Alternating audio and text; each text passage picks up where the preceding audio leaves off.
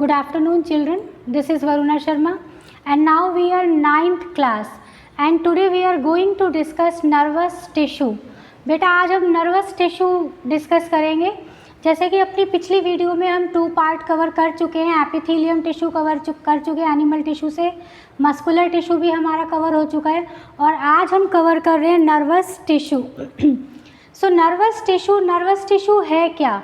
Nervous tissue उन cells का group है जो हमारे brain, spinal cord and nerves में प्रेजेंट होती है। यानी हमारी बॉडी में जो पूरा का पूरा ब्रेन है, जो स्पाइनल कॉर्ड है, जो नर्व्स हैं, वो सब किससे मिलकर बनी होती है? नर्व सेल्स से। So nervous tissue is composed of और we can say made up of nerve cells and these nerve cells are known as neurons. Fine. So आज का हमारा टॉपिक यही है नर्वस टिश्यू, और जिसमें हम बात करेंगे एक नर्व सेल की। ये स्ट्रक्चर है एक नर्व सेल का। सो नर्वस टिश्यू बॉडी में प्रेजेंट कहाँ है? इसका अगर हम लोकेशन लें तो लोकेशन के according it is present in brain, spinal cord and nerves. वो all these structures are made up of neurons और nerves. Now nervous tissue is basically composed of 2 types of cells. First is neuron. This is the basic cell of nervous tissue और nervous system. तो देखिए यहाँ पर जो nervous tissue है, nervous tissue के जो इम्पॉर्टेंट सेल है जिससे मिलकर पूरा नर्वस टिश्यू डेवलप हो रहा है, बन रहा है, दैट इज़ न्यूरॉन। लेकिन न्यूरॉन को साथ में सपोर्ट प्रोवाइड कराने के लिए एक और सेल होती है, दैट इज़ न्यूरोग्लिया। ये जो न्यूरोग्लिया सेल है, ये न्यूरोग्लिया सेल क्या करेगी? जैसे कि अभी हमने कहा सपोर्ट प्रोवाइड कराएगी, किसको? न्यूरॉन्स को। ये अनडिफ्रेंशिएटेड होंगी, मतलब इसी के साथ इंटरमिंगल्ड होंगी, इसी के साथ प्रेजेंट होंगी। फिर ये पैकिंग में काम आएंगी, यानी जो नर्वस टिश्यू है उसके चारों तरफ पैकिंग का काम करेंगे न्यूरोग्लिया सेल्स।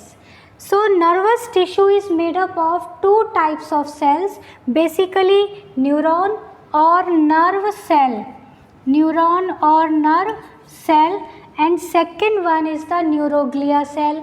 और न्यूरोग्लिया सेल अब आपको याद हो भी गया होगा, ये सपोर्टिंग है, अनडिफ्रेंशिएटेड है and used for packing around the nervous tissue. Fine. Just look at here the structure of nerve cell और न्यूरॉन। ये एक टिपिकल न्यूरॉन का डायग्राम है, कॉमन डायग्राम है। और न्यूरॉन का अगर हम डायग्राम लें तो न्यूरॉन को हम 3 पार्ट्स में डिवाइड कर सकते हैं। देखिए किस तरीके से। एक तो है इसका ये सेंट्रल पार्ट, ये आप देख रहे हैं, ये वाला जो सेंट्रल पार्ट है, दिस पार्ट, ठीक है। और दूसरा है वो ये ब्रांच प्रोसेस जो इस सेंट्रल पार्ट के चारों तरफ प्रेजेंट है। और थर्ड पार्ट हो गया एक लॉन्ग फिलामेंटस स्ट्रक्चर। फाइन। तो देखिए यहाँ पर जो सेंट्रल पार्ट है, this central part is known as cyton और सेल बॉडी और सोमा। कॉमनली हम इसको सोमा भी कहते हैं। ये जो स्ट्रक्चर है, ये सेंट्रल पार्ट भी हम इसकी मान सकते हैं क्योंकि सेंट्रल में तो यही प्रेजेंट है, बाकी तो फिर ब्रांच प्रोसेसेस प्रेजेंट है, यानी चारों तरफ कोई ना कोई आउट ग्रोथ है। सो central part is the cyton. ये जो साइटोन पार्ट है, इस साइटोन पार्ट में सेंट्रल में आप देख रहे हैं कि न्यूक्लियस प्रेजेंट है और चारों तरफ साइटोप्लाज्म प्रेजेंट होगा। साथ साथ इसमें साइटोप्लाज्म के अलावा कुछ एक खास तरह के निजल्स ग्रैन्यूल्स प्रेजेंट होते हैं और ये जो निजल्स ग्रैन्यूल्स हैं ये हेल्प करते हैं कंडक्शन ऑफ मैसेजेस में। जो नर्व इम्पल्सेस पास होंगे उन नर्व इम्पल्सेस को कंडक्ट करने में हेल्प करते हैं। यहाँ पर जो ये साइटोप्लाज्म है, यहाँ पर ये जो कॉमन साइटोप्लाज्म है, अगर हम इसमें सेल ऑर्गेनेलीज देखें तो इसमें सारे ही सेल ऑर्गेनेलीज प्रेजेंट होते हैं, like endoplasmic reticulum, mitochondria, Golgi apparatus सब प्रेजेंट होंगे एक्सेप्ट सेंट्रियोल। ये आपने ध्यान रखना है कि यहाँ पर साइटोन पार्ट में जो स्ट्रक्चर अगर हम लें तो इसमें सेंट्रियोल एब्सेंट होता है, सेंट्रियोल इसमें प्रेजेंट नहीं है, उसके अलावा बाकी सारे सेल ऑर्गेनेलीज प्रेजेंट होंगे। अगर हम इस साइटोन के शेप के बारे में बात करें तो साइटोन का जो शेप है वो ओवल भी हो सकता है, स्फेरिकल भी हो सकता है, स्टार शेप भी हो सकता है और पॉलीगोनल भी हो सकता है, यानी शेप्स यहाँ पर वेरी करेंगे। अब जरा देखो साइटोन का हम कॉमन फीचर्स अगर देखें तो सबसे पहले हम कहेंगे it is the central part of साइटोन and this साइटोन may be oval shaped, polygonal shaped, star shaped or spherical shaped. Cytoplasm is present in this part.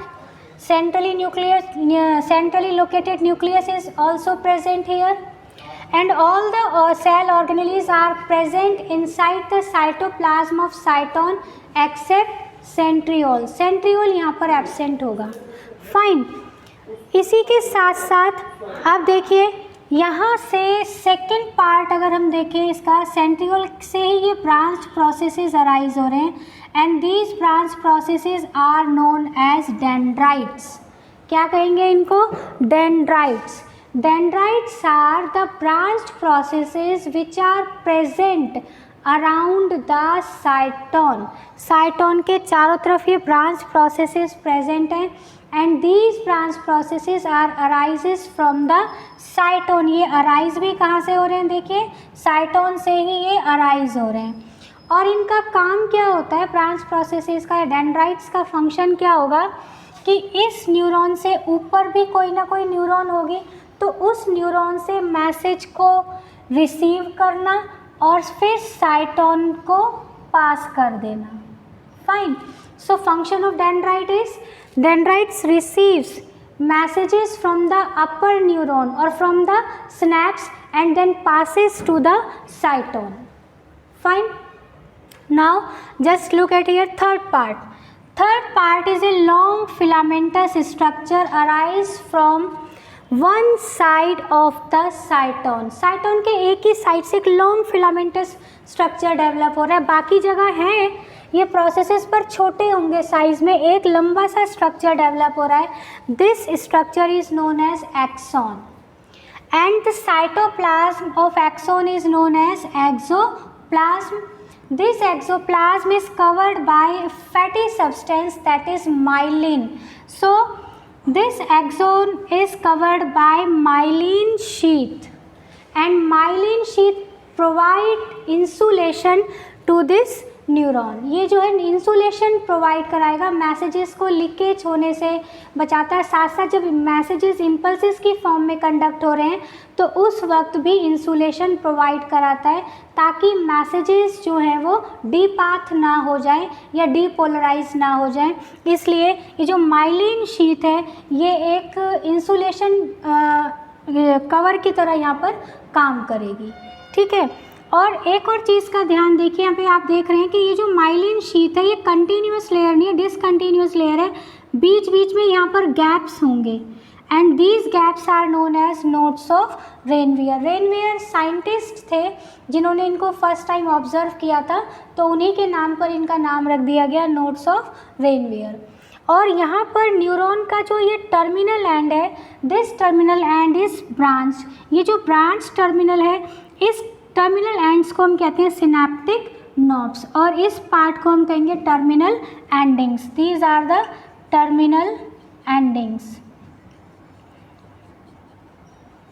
आप देखो एक बार ज़रा, ये हो गई एक न्यूरॉन का स्ट्रक्चर। एक न्यूरॉन जब मैसेज पास करेगी अपनी नेक्स्ट न्यूरॉन को तो क्या होगा, न्यूरॉन्स आपस में एक दूसरे के साथ इस तरीके से, जो इनके ब्रांच प्रोसेसेस हैं ये इस तरीके से क्लैंप कनेक्शन बना लेंगे, जिस क्लैंप कनेक्शन को हम कहते हैं सिनैप्स। तो synapse is a gap junction between two neurons. इसमें किस तरीके से, अब जैसे ये यहाँ पर डेंड्राइट्स हैं तो इसके ऊपर भी कोई ना कोई जो है नर्व सेल प्रेजेंट होगी तो उसके नर्व एंडिंग इन डेंड्राइट्स के साथ क्लैंप कनेक्शन बनाएंगे। यहाँ पर ये जो सिनेप्टिक नोब्स है ये अपने से नीचे वाली डेंड्राइट के साथ जो न्यूरॉन होगी उसकी डेंड्राइट के साथ जो है क्लैंप कनेक्शन बनाएंगे। तो जो स्नैप्स होते हैं, synapses are the junctions, these are the junctions between two neurons. और किस तरीके से डेवलप होंगे यहाँ, nerve ending of the upper neuron. Suppose ये न्यूरॉन है तो इससे ऊपर जो न्यूरॉन होगी उसकी नर्व एंडिंग, प्लस जो ये नीचे वाली न्यूरॉन होगी इसके डेंड्राइट्स आपस में जो कनेक्शन बनाएंगे दैट इज स्नैप्स। फाइन, ये जो कनेक्शन मेंटेन होते हैं स्नैप्स, इसी के थ्रू जो नर्व्स हैं वो लॉन्ग फाइबर्स की फॉर्म में बॉडी में प्रेजेंट होती हैं और मैसेजेस को कन्वे करती हैं एक पार्ट से दूसरे पार्ट में। ठीक है, यहाँ पर जब स्नैप्स फॉर्म होगा तो एक केमिकल सब्सटेंस रिलीज होता है दैट इज़ न्यूरोट्रांसमीटर। न्यूरोट्रांसमीटर क्या होगा कि जैसे यहाँ इसके ऊपर ये कोई टर्मिनल एंडिंग हो गई किसी दूसरी न्यूरॉन की, तो जब यहाँ पर पॉजिटिव नेगेटिव टर्मिनल्स की फॉर्म में मैसेजेस आ रहे हैं, नर्व इम्पल्स आ रहे हैं, तो यहाँ पर आकर उनका नेचर चेंज होगा और वो एक केमिकल सब्सटेंस की फॉर्म में कन्वर्ट होंगे। वो जो केमिकल सब्सटेंस होगा that is a neurotransmitter substance acetyl choline, और उस एसिटाइल कोलिन का एक ड्रॉप जो है वो गिर जाएगा यहाँ डेंड्राइट्स पर। डेंड्राइट्स उस ड्रॉप को, एसिटाइल कोलिन को करेंगे रिसीव और उसको फिर से रिकन्वर्ट कर देंगे इलेक्ट्रिकल इम्पल्सिस में, और वो इलेक्ट्रिकल इम्पल्सिस फिर उसी तरीके से पास होते होते पूरा साइटोन तक आए, साइटोन से एक्सोन और नर्व यहाँ बिल्कुल नर्व एंडिंग पर आकर वापस रिकन्वर्ट हो जाएंगे केमिकल सब्सटेंस में। तो यहाँ पर जो मैसेजेस कन्वे हो रहे हैं वो एक न्यूरोट्रांसमीटर सब्सटेंस हेल्प कर रहा है दैट इज़ एसिटाइल कोलिन। तो आज का जो हमारा ये वीडियो था इसमें आज हमने कवर किया है parts of neuron and structure of neuron और किस तरीके से मैसेजेस को कन्वे करते हैं। फाइन, आई होप आज का ये वीडियो आपको समझ आ गया होगा। फिर भी अगर किसी की क्वेरी है तो वो कमेंट बॉक्स में लिख दें। साथ साथ चैनल को सब्सक्राइब करें, लाइक करें, शेयर करें और एक स्क्रीनशॉट साथ साथ ले लें।